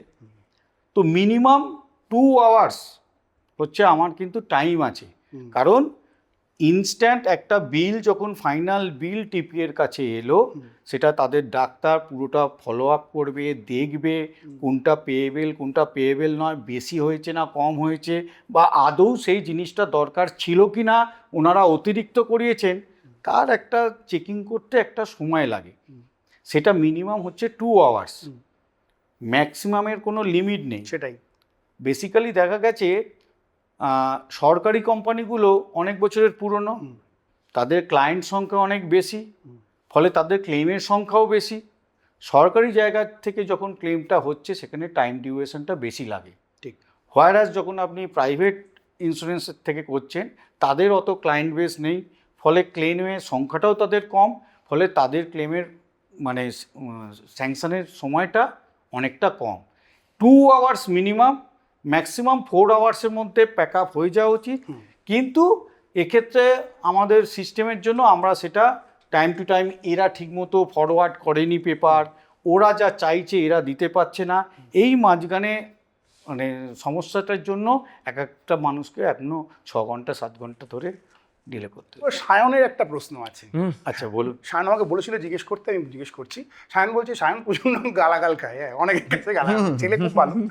তো বলছে যদি কোনো লোক যদি সায়নকে গালাগাল করে, আরো যদি মানসিকভাবে ভেঙে পড়ে, আরো যদি ডিপ্রেশনে চলে যায়, তার জন্য যদি ওকে হাসপাতালে ভর্তি হতে হয়, তাহলে কি ও মেডিকেল এই যে ইন্স্যুরেন্স সেটা থেকে পাবে কিছু টাকা? অ্যাকচুয়ালি ভর্তির ব্যাপারটা ডিপেন্ড করছে, উনি নিজে নিজে ভর্তি হতে পারবেন না। না না, ডাক্তার দেখিয়েছে, ডাক্তার বলছে একদম ভেঙে পড়েছে, মানে একদম ভেঙে টুকরো টুকরো হয়ে গেছে, মানে জোড়া লাগাতে হবে। না, বিষয়টা হচ্ছে ডিপ্রেশনের জন্য কেউ যদি হসপিটালাইজ করতে হয়, তাহলে ডাক্তারকে তার প্রপার রিজন অ্যানালাইজ করতে হবে। কারণ কেন তিনি বাড়িতেই ট্রিটমেন্টটা না করে উনি অ্যাডমিশনের জন্য রেকমেন্ড করলেন, এটা আগে ক্লিয়ার করতে হবে। কারণ ইন্স্যুরেন্স কোম্পানি সেই ডাক্তারের কাছেই বলবে এই জিনিসটা কি বাড়িতে পসিবল ছিল না। এটা খুব ইম্পর্টেন্ট একটা প্রশ্ন মজা করে ডাক্তারবাবু করলেন। মেন্টাল হেলথ ডিসঅর্ডারের জন্য কাউকে যদি অ্যাসাইলামে যেতে হয় এবং সিরিয়াস সাইকিয়াট্রিক ডিজিজ, আপনি জানেন তার রিহ্যাবিলিটেশন এবং তার ট্রিটমেন্ট কিভাবে হয়, এবং সেটাও যথেষ্ট খরচ সাপেক্ষ। হ্যাঁ, তো এটা কি হেলথ ইন্স্যুরেন্স কভার করে? মেন্টাল হেলথ দেখতে হবে মেন্টাল হেলথটা কি আগে থাকতে ছিল না পরে অ্যারাইজ করেছে, এবং অ্যারাইজের পিছনে রিজনটা কি ছিল। তিনি নিজে থেকে কোনো কারণের জন্য, ধরুন কেউ অতিরিক্ত মাদকাসক্তির জন্য কারোর মেন্টাল ডিসঅর্ডার হতে পারে, বা তিনি অন্য কোনো একটা অ্যাক্সিডেন্টের জন্য তার হতে পারে। কন্ডিশনটা কি ছিল, মানে মেন্টাল হেলথের প্রবলেম বা ডিসঅর্ডারের প্রবলেম হলেই যে ক্লেম হবে এবং তার জন্য দিতে হবে ব্যাপারটা না, এগুলো পুরোটাই ডিপেন্ড করছে অন সিচুয়েশান। যদি দেখা যায় উনি সিচুয়েশনের এগেনস্টে ওনাকে অ্যাডমিট হতে হচ্ছে, ওনার কোনো দোষ ছিল না, কিন্তু ডিউ টু সিচুয়েশন ওনাকে অ্যাডমিট হতে হচ্ছে এবং সেটা একটা সার্টেন টাইমের পর, তাহলে সেটা নিশ্চয়ই পেয়ে যাবেন। কারণ বা কেউ আগে থাকতেই মেন্টাল প্রবলেমে সে ছিল, তাহলে সেক্ষেত্রে তার মেন্টাল প্রবলেম আছে, আপনাকে পলিসির কন্ডিশনে বা যখন আপনার সাথে কন্ট্রাক্টটা হচ্ছে তখন মেনশন করে দিতে হবে। ইন্স্যুরেন্স কোম্পানি তখন ডিসাইড করবে আমি নেব কি নেব না। প্রি এক্সিস্টিং ডিজিজটা ভীষণ ভীষণ ইম্পর্টেন্ট। এইটা আমাদের মধ্যে সচেতনতা খুব কম আছে। আমরা অনেকেই ভাবি যে এটা না বললেও আমার চলে, যদি বললে আমার আটকে দেয় আমার হবে না। কিন্তু আমি বলবো যে আপনার ইন্স্যুরেন্স কোম্পানি চায় একজন সুস্থ ব্যক্তি, কিন্তু তা বলে কি আজকের দিনে কেউ কি স্মোক করে না, আজকের দিনে কেউ কি ড্রিঙ্ক করে না, কিন্তু একটা লিমিটেড স্মোকিং বা লিমিটেড ড্রিঙ্কিং একটা আলাদা ব্যাপার। কিন্তু করতে করতে সেটা যখন অতিরিক্ত পর্যায়ে চলে যায় তখন কিন্তু সেটা লেভেলের মধ্যে থাকে না, তখন কিন্তু আপনাকে মেনশন না করলে বা ডাক্তার সেই ঘটিত কারণে যদি আপনি অ্যাডমিট হন তখন কিন্তু আপনার সেই প্রিভিয়াস হিস্ট্রিটা চেকিং হবে, ডাক্তারের কাছে প্রশ্ন যাবে, যিনি ডাক্তার ট্রিটিং ডাক্তার তাকে বলতে হবে আপনার কাছে যে পেশেন্ট এসেছে কতদিন ধরে আপনি চেনেন, ইনি কতদিন ধরে এই ধরনের ইয়েতে ভুগছেন, আপনার কাছে কি রিপোর্ট আছে, তার রিপোর্টের বেসিসেই কিন্তু ক্লেমটা সেটেলমেন্ট হয়। আমার একটা ইন্স্যুরেন্স যখন আমি শুরু করেছিলাম তখন সেটা 3 লাখ টাকা কভার করতো। তো আমি যখন দেখলাম, আমার তখন খুব কম বয়স, আমার 25-30 বছর বয়স, তো যখন আমি দেখলাম যে 60 ছুঁই ছুঁই করছে, তখন আমি দেখলাম না 3 লাখ টাকা তো করলে হবে না, এটাকে আমি 13 লাখ টাকা করতে চাই, বা আমি এটাকে অনেকটা বাড়াতে চাই। সেক্ষেত্রে সেই লোকটা কি এই জিনিসটাকে বাড়াতে পারে? হ্যাঁ পারবেন। এখানেও কিছু আপনার টার্মস কন্ডিশন আছে। দেখা যাবে আপনি যখন করেছিলেন সেই অবস্থায় আপনার কোনো সমস্যা ছিল না, আপনি যে সময় বাড়াতে যাচ্ছেন সেই সময় কি আপনি একই অবস্থায় আছেন, নাকি আপনার কিছু কিছু সমস্যা অ্যারাইজ করেছে, সুগার প্রেশার থাইরয়েড কিছু অ্যারাইজ করেছে। যদি অ্যারাইজ করে তাহলে সেটা তারা তখন এনহ্যান্সের সময় আপনার মেডিকেল টেস্ট করাবে, আপনার কাছে জিজ্ঞেস করবে যে আপনার কি এই ধরনের কোনো কিছু প্রবলেম আছে কি না। তাহলে যদি থাকে তাহলে তাদের তখন বাড়াবো কি বাড়াবো না তাদের ডিসিশনের উপরে আপনাকে ডিপেন্ড করতে হচ্ছে, মানে ইন্স্যুরেন্স আপনি চাইলেই বাড়াতে পারবেন না। যদি দেখা যায় আপনার সমস্ত কন্ডিশন স্যাটিসফাইড, কোনো প্রবলেম নেই, তাহলে আপনি 13 লাখ আপনি নিতে পারবেন। কেউ যদি সুইসাইড অ্যাটেম্প করে হসপিটালে ভর্তি হয় তার কি হেলথ ইন্স্যুরেন্স ক্লেম হবে? দেখুন, সুইসাইড মানে হচ্ছে আমি নিজেকে ইনজেক্ট করছি, এটা আপনার ডিজিজ নয়। আমাদের সবসময় মাথায় রাখা উচিত মেডিক্লেম হচ্ছে আপনার যে জিনিসটা আপনার জানা নেই, ইন কেস ভবিষ্যতে হতে পারে তার প্রোটেকশনের জন্য করা। আপনি সুইসাইড করছেন মানে আপনি নিজেকে আঘাত করে আপনি তার জন্য ভর্তি, এটা তো কোনো ডিজিজ নয়, এটা কভার আপ হবে না। ধরুন কেউ মানে আত্মহত্যার জন্য বিষ খেয়ে নিল, তো বিষ খেয়ে এসে নিজেকে শেষ করার যাচ্ছে, এটা তো কোনো রোগ নয়, এটার জন্য কোনো কভারেজ নেই। ধরুন কোনো একটা লোক গাড়ি চালাচ্ছে, সে মদ্যপ অবস্থায় গাড়ি চালাচ্ছে, তখন তার অ্যাক্সিডেন্ট হলো, আর সেই লোকটাই ধরুন গাড়ি চালাচ্ছিল না কিন্তু মদ্যপ অবস্থায় ছিল, সে পিছনে বসেছিল, এই দুটো ক্ষেত্রে অ্যাক্সিডেন্ট হলো, কোন ক্ষেত্রে মেডিক্লেম সে অ্যাভেল করতে পারবে আর কোন ক্ষেত্রে ইন্স্যুরেন্স কোম্পানি তাকে টাকা দেবে না?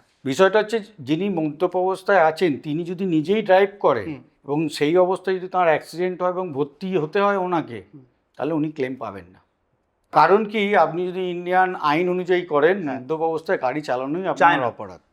যেখানে মদ্যপ খুব ভালো গাড়ি চালাচ্ছিল, যে মদ্যপ ভালো চালাক কি খারাপ চালাক সেটা এখানে ম্যাটার করে না। Drink and drive is illegal. একদম ড্রিঙ্ক এন্ড ড্রাইভ একদম না, আপনার হবে না। কিন্তু আমি কিন্তু আমি বসে আছি পাশে বা পিছনের সিটে, সেই অবস্থায় অ্যাক্সিডেন্ট হলো, আমি যদি ইনজিওর্ড হই তাহলে আমার ট্রিটমেন্ট আমার কিন্তু প্রপারলি হবে। আপনারা কিভাবে ইনভেস্টিগেশন করেন? কারণ আপনাদেরও তো অনেক গোয়েন্দাগিরি করতে হয়, স্পেশালি এই অ্যাক্সিডেন্টাল কেসগুলোতে। বেসিক্যালি ডিপেন্ড করে কি রিপোর্ট আসছে, যার অ্যাক্সিডেন্ট হয়েছে তিনি কি বয়ান দিচ্ছেন, আশেপাশে প্রত্যক্ষদর্শী যারা আছে তাদের বয়ান কি ছিল, বা যদি অ্যাক্সিডেন্ট হয় পুলিশ কেস হবে, পুলিশের বয়ান কি ছিল, এতগুলোর ওপরে কিন্তু ডিপেন্ড করে যে কিভাবে জিনিসটা হয়েছে। কোম্পানির ইনভেস্টিগেশন প্রসেসটা জানতে চাই, গোয়েন্দাদের তো জানি, আপনারাও তো। ক্লেমটা তো আমরা স্যাংশন করি না, ক্লেম স্যাংশন করে ইন্স্যুরেন্স কোম্পানি। ইন্স্যুরেন্স কোম্পানির কিছু কিছু প্রোটোকল আছে যে এই অ্যাক্সিডেন্টাল কেসটা কি অবস্থায় এসেছে কিভাবে, তারা সেরকম এইরকম বিভিন্ন তথ্যগুলো গ্যাদার করবে। অ্যাক্সিডেন্টাল কেস হলে অবশ্যই পুলিশ রিপোর্ট তাদের কাছে এসেনশিয়াল, এবং যিনি মানে আহত হয়েছেন তার কি বয়ান ছিল, এবং আশেপাশের যারা এনাদের বয়ানের ওপরই ডিপেন্ড করছে উনি ক্লেমটা পাবেন কি পাবেন না। আচ্ছা, গণধোলাই হেলথ ইন্স্যুরেন্স আছে আপনাদের? অ্যাকচুয়ালি গণধোলাই ব্যাপারটা তো ওইভাবে তো ইন্স্যুরেন্সে ওইটার জন্য আলাদা করে কোনো কিছু ক্রাইটেরিয়া বা মেনটেন করা নেই। দেখতে হবে গণধোলাই হওয়ার জন্য উনি কি কোনোভাবে নিজে তার সাথে যুক্ত ছিলেন, নাকি পরিস্থিতির বিচারে ওনার গণধোলাইটা হয়ে গেছে। সেক্ষেত্রে যদি গণধোলাই হওয়ার পর উনি অ্যাডমিট হন, ওনার কোনো প্রবলেম ছিল না, কিন্তু পাবলিক ওনাকে মেরেছে, সেক্ষেত্রে কিন্তু উনি পাবেন। অথবা ডোমেস্টিক ভায়োলেন্স আমরা অনেক ক্ষেত্রেই দেখি, উইচ ইজ ভেরি স্যাড। তো কোনো রকম ডোমেস্টিক ভায়োলেন্সে আহত হয়ে কেউ যদি হসপিটালে অ্যাডমিটেড হয়, সেক্ষেত্রে কি হেলথ ইন্স্যুরেন্স ক্লেম হবে? অ্যাকচুয়ালি এইগুলো মানে খুব স্পেসিফিক, আপনার খুব গ্রে এরিয়া। হ্যাঁ, খুব গ্রে এরিয়া। এর নিজস্ব সেরকম কোনো মানে টার্মস অ্যান্ড কন্ডিশন কিছু নেই যে কিভাবে পাবে। পুরোটাই ডিপেন্ড করছে কিভাবে সিচুয়েশনটা অর্গানাইজড হয়েছিল, এবং তাতে যদি দেখা যায় যিনি ভুক্তভোগী হয়েছেন বা যিনি অ্যাডমিট হয়েছেন তার কোনোভাবেই কোনো মানে ইয়ে ছিল না, মানে তার কোনো নিজস্ব কোনো প্রবলেম ছিল না, কিন্তু সিচুয়েশন বেসিসে তিনি আহত হয়েছেন, সেক্ষেত্রে কিন্তু উনি পাবেন। মানে ক্রাইমের তো এরকম অনেক ঘটনা ঘটে, ধরে নিন যিনি অ্যাসিড অ্যাটাক সার্ভাইভার, বা অথবা পলিটিক্যাল ভায়োলেন্সের জন্য হয়তো একটা ইনোসেন্ট মানুষই তার স্ট্যাব করেছে বা গুলি লেগে গেছে। হ্যাঁ, তো এই ধরনের মানে হ্যাঁ সেটা পাবে। ধরুন আপনি রাস্তা দিয়ে যাচ্ছেন, ওদিকে বোমাবাজি হচ্ছে বা গুলি চলছে, আমি বাজার করে ফিরছিলাম, হ্যাঁ, সেক্ষেত্রে তো আপনার ক্ষেত্রে তো কোনো সমস্যা নেই। সেক্ষেত্রে তো আপনি মানে জাস্ট আপনার নর্মাল কাজে যাচ্ছিলেন, আপনি পরিস্থিতির সিচুয়েশনে আপনি এবার যদি ধরে এরকম হয় আমি এর আগে 2-3 লোককে বোম মেরেছি, সেদিনকে বাজারে করে ফিরছিলাম, না এবার সেদিনকে আমি ইনোসেন্ট ছিলাম, তার আগে আমি মেরেছি ডাক্তারবাবুকে বোম।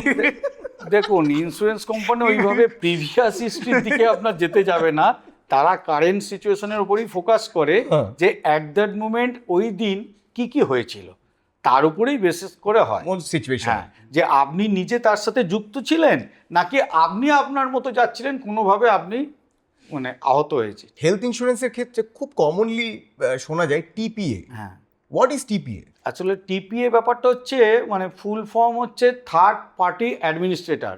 মানে ধরুন অনেক বড় বড় কোম্পানি, যেগুলো বেসিক্যালি সরকারি কোম্পানি, প্রায় 100 বছরের পুরনো, তো অনেক তাদের ক্লায়েন্ট সংখ্যা, তাদের পক্ষে সেই ইনফ্রাস্ট্রাকচার নেই যে তার ক্লায়েন্টদের প্রপারলি সে সার্ভিস দেবে। সেই জন্য তারা একটা থার্ড পার্টি অ্যাডমিনিস্ট্রেটর হিসাবে একটা কোম্পানিকে নিয়োগ করছে, যারা তাদের হয়ে এই ক্লেমটাকে প্রসেস করে ইন্স্যুরেন্স কোম্পানির কাছে বলছে এই ক্লেমটার জন্য এতখানি হওয়া উচিত ক্লেমটা। মানে এটা হচ্ছে একটা মানে ওই ফ্র্যাঞ্চাইজির মতো, যে আমি কোম্পানি, আমি আর একটা আমার সাবঅর্ডিনেট রেখেছি যারা আমার হয়ে এই পার্টটা দেখবে। কিন্তু এটা আবার সবাই রাখিনি, বেশ কিছু মানে প্রাইভেট কোম্পানি বলুন, তারা নিজেদের ইনহাউস তারা টিপিএ রাখিনি, কিন্তু ম্যাক্সিমাম গভর্নমেন্ট এবং অনেক কোম্পানি টিপিএর মাধ্যম দিয়েই স্যাংশনটা হয়। এবার আসি রিহ্যাবিলিটেশন। একটা সার্জারির পরে মানে একটা পেশেন্ট যখন ডিসচার্জ হলো, তারপরে তার ট্রিটমেন্টের কোন কোন জিনিসগুলো রিইম্বার্স করা যায়? এইটা জিনিসটা বললো তো, তার আগে মানে এই হসপিটালে অ্যাডমিশন হয়েছে, তো তার আগে যে চিকিৎসাগুলো হয়েছে সেখান থেকে, আর ডিসচার্জের পরে যদি তার কোনো চিকিৎসা লাগে সেটা কি ইন্স্যুরেন্স কভার করে কি? অবশ্যই করে।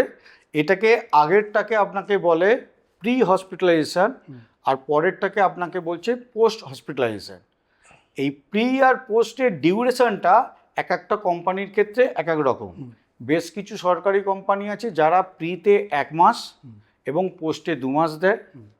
এখন আরেকটু উন্নত হয়ে গেছে বলে অনেক কোম্পানি এখন কি করছে, আগে 2 মাস, পরে 3 মাস, আরও কিছু কোম্পানি যত যত দিন যাচ্ছে তারা প্রিতে 3 মাস এবং পরে 6 মান্থস 180 ডেজ পর্যন্ত দেয়। এটা হচ্ছে প্রি আর পোস্টের কনসেপ্ট। এবং এখানে কি কি পাওয়া যায়, এখানে মূলত 3টে জিনিস পাওয়া যায়।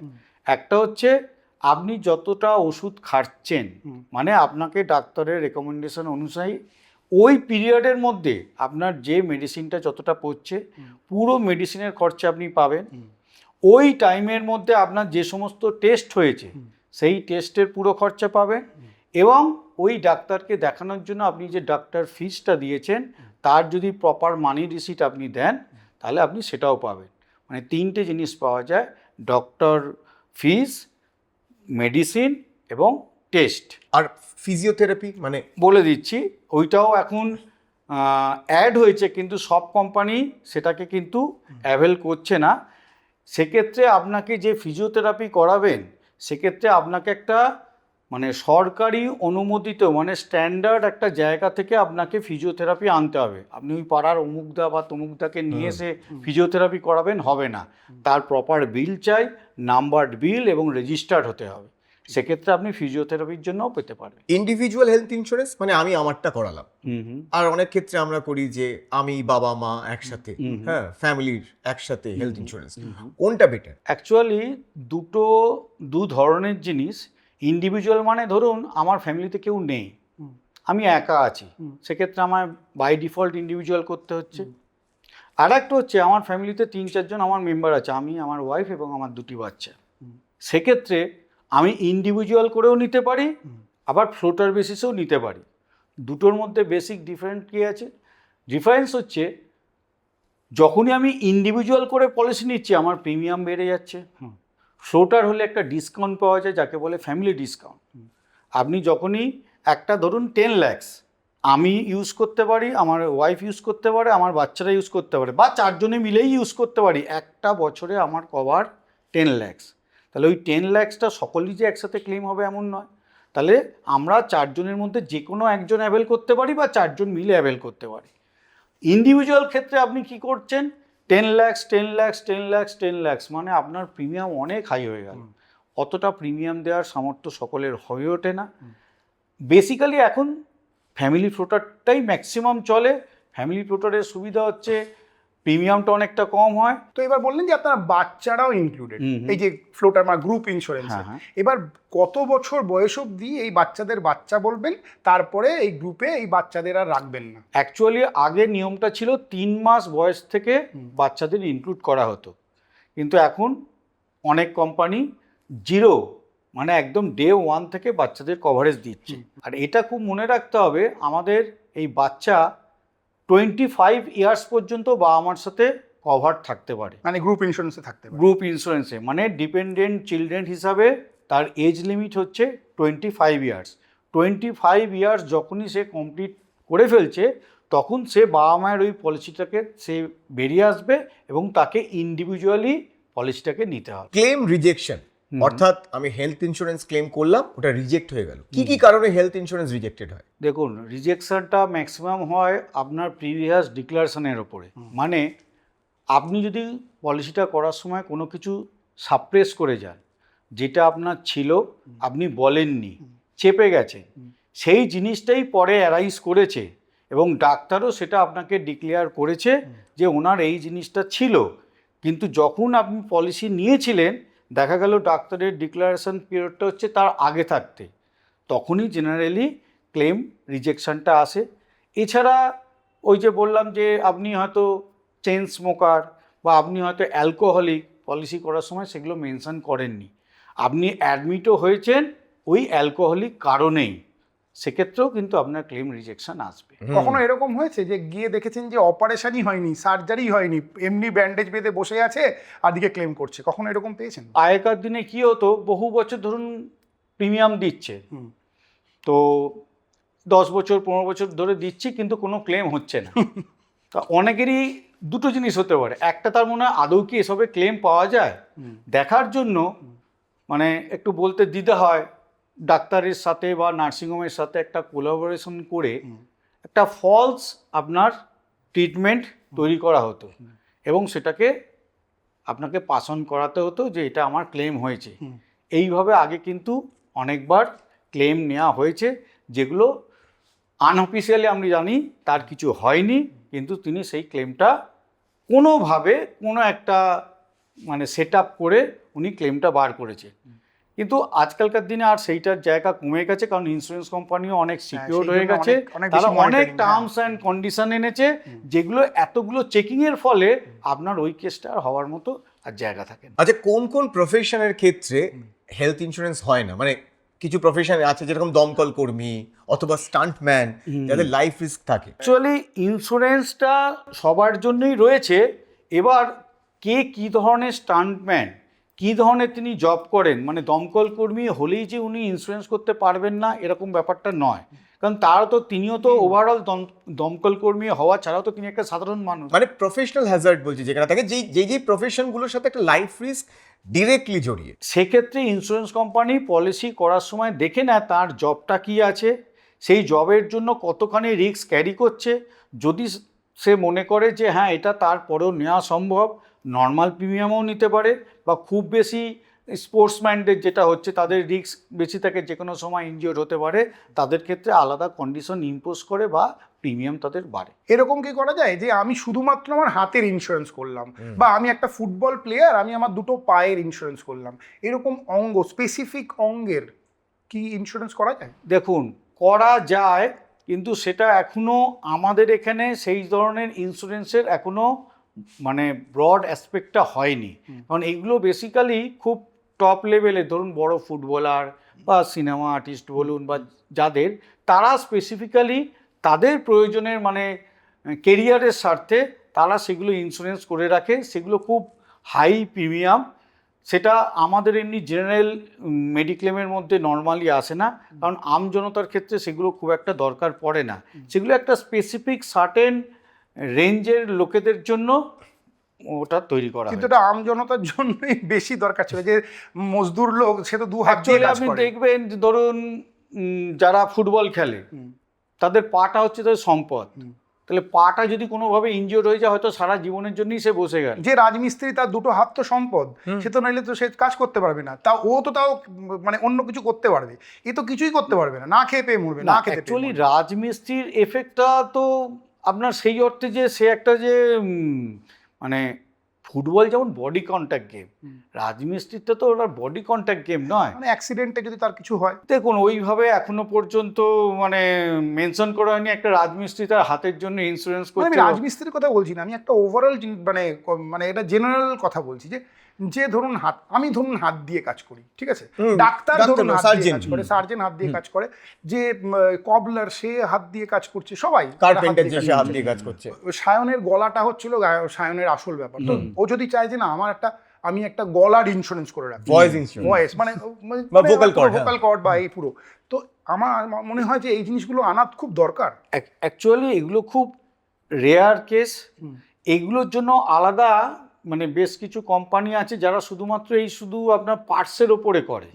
এমনি যে জেনারেল মানে আপনি জেনারেল ইন্স্যুরেন্স কোম্পানি যেগুলো বলছেন, যেটা এতক্ষণ ধরে আমরা আলোচনা করছি, তারা এইগুলো দেখে। আর স্পেসিফিক আপনার কোনো পার্টস বা কোনো কিছুর ওপরের জন্য সেগুলো এই সমস্ত প্লেয়ার বলুন বা সিনেমা আর্টিস্টদের জন্য বলুন, আলাদা ইন্স্যুরেন্স কোম্পানি আছে যারা শুধুমাত্র এটার উপরই কাজ করে। আমার 5 লাখ টাকা ইন্স্যুরেন্স, বিল হলো 7.5 লাখ টাকা। ওই 2.5 লাখ টাকা আমি কিভাবে দেবো? মানে আমার পকেট থেকে দিতে হবে, নাকি আপনার এরকম কোনো স্কিম আনেন যেখানে আমি ইএমআই এর মাধ্যমে এটা দিতে পারি? বিষয়টা হচ্ছে আপনার 5 লক্ষ টাকার ইন্স্যুরেন্স, দেখতে হবে কতদিন ইন্স্যুরেন্সটা চলেছে। কারণ ইন্স্যুরেন্স করার পর যদি আপনার কোনো ক্লেম না হয়, তাহলে একটা নো ক্লেম বোনাস বলে একটা সুবিধা পাওয়া যায়। সেটা বিভিন্ন কোম্পানির বিভিন্ন পার্সেন্টেজ আছে। কেউ 5% করে দেয়, কেউ 25% করে দেয়, কেউ 50% করে দেয়, ম্যাক্সিমাম 100%।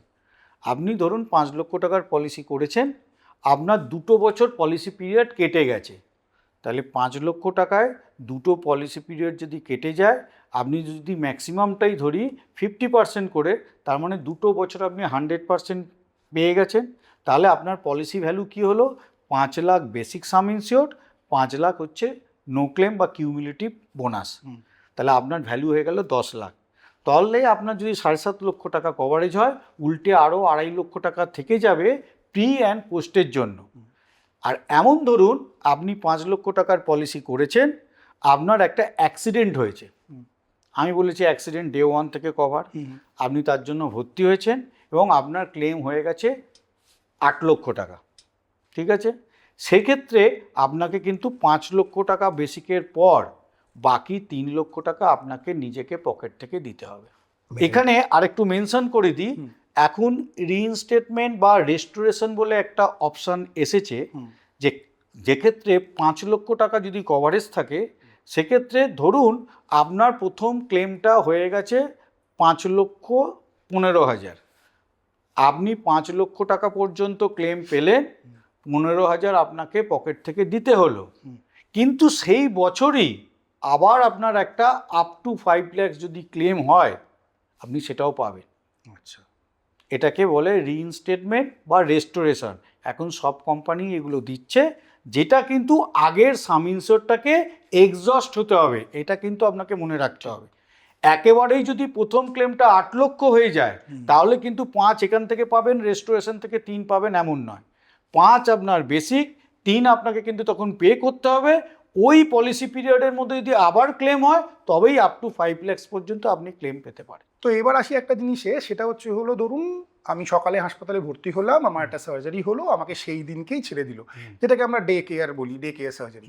আর একটা আমি হাসপাতালে ভর্তি হলাম, আমাকে বেশ কিছুদিন থাকতে হলো তারপরে। তো কোন কোন এই ডে কেয়ার, মানে যেদিনকে আমার হয়েছে সেদিনকেই আমার ডিসচার্জ করেছে, তো এই কোন কোন ডে কেয়ার সার্জারিতে আমরা মেডিক্লেম কভার পাবো?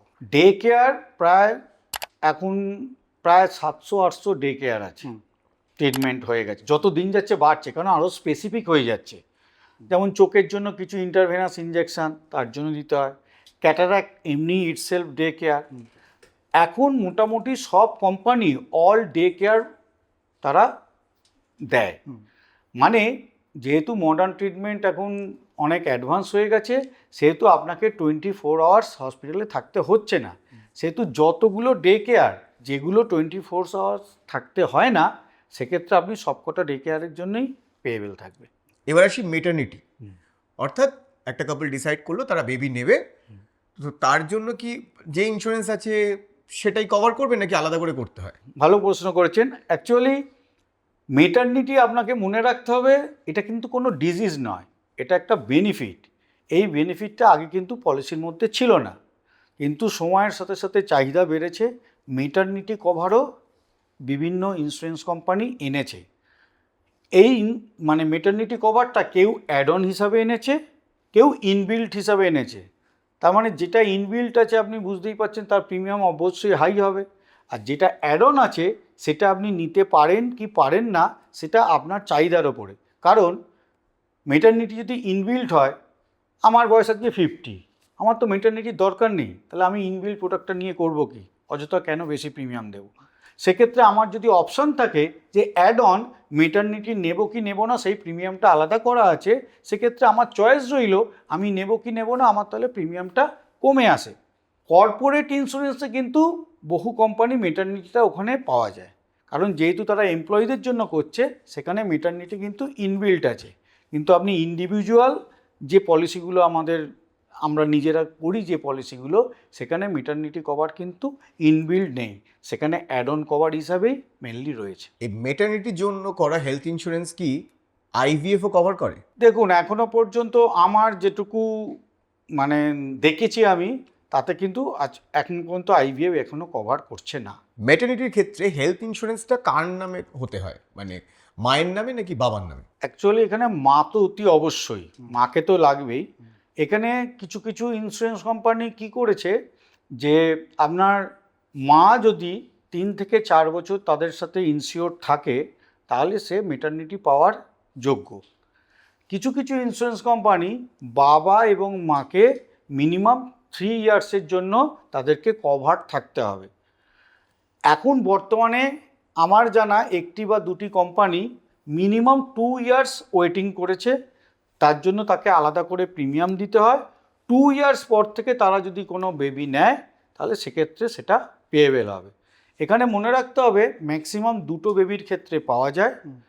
এখানেও আপনার কিছু ক্যাটাগরিজেশন আছে, মেল হলে 50,000, ফিমেল হলে 60,000।